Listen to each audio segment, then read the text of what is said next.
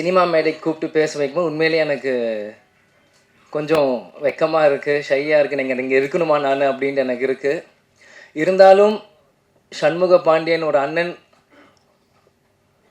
இருக்கிறதுனால அப்பா எப்பயுமே சொல்லுவார், அண்ணன் தம்பிங்க எப்பயும் ஒற்றுமையாக இருக்கணும்ன்ட்டு. எங்கள் அப்பாவோட வார்த்தைக்கு மதித்து அதனால் இன்றைக்கி வந்து என் தம்பிக்கு ஒரு சப்போர்ட்டாக இருக்கணும்னு வந்திருக்கேன். படைத்தலைவன் படம் ஆரம்பத்திலேருந்து கதை கேட்கறதுலேருந்து நம்ம பார்த்திபன் சார் இருக்கட்டும், அன்பு சாராக இருக்கட்டும், எல்லாரும் வந்து கதை சொல்கிற இந்த கதைகள் கேட்டிருக்கோம்.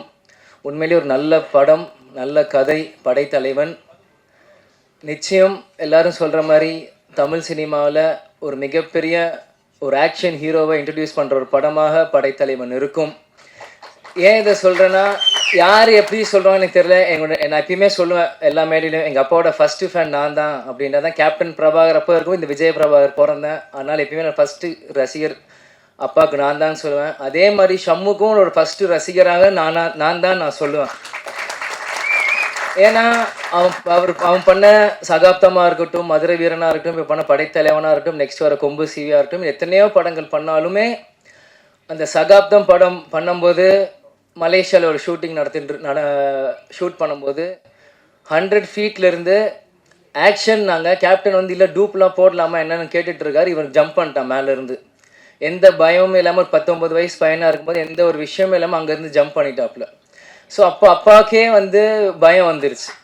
என்ன நீ பார்த்து குதிச்சிட்ட, நான் டூப் போடலாம் ஏதாச்சும் ரோப் கட்டலான்னு நீ பார்த்து தைரியமாக குதிச்சிட்ட அப்படின்ற போது ஷம்மு சொன்னாப்புல, கருப்பனையில படத்தில் ஹெலிகாப்டர் நீங்கள் ரோப்பே இல்லாமல் தொங்கிட்டு வந்தீங்களே,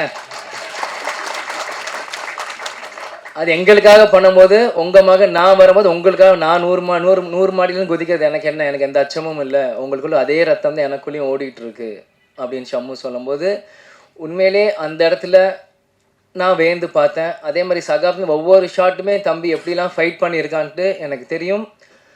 கேப்டன் எங்கேயும் போல, அவர் படத்தில் நீங்கள் பாருங்கள், கேப்டன் திரையில் தெரிவார்.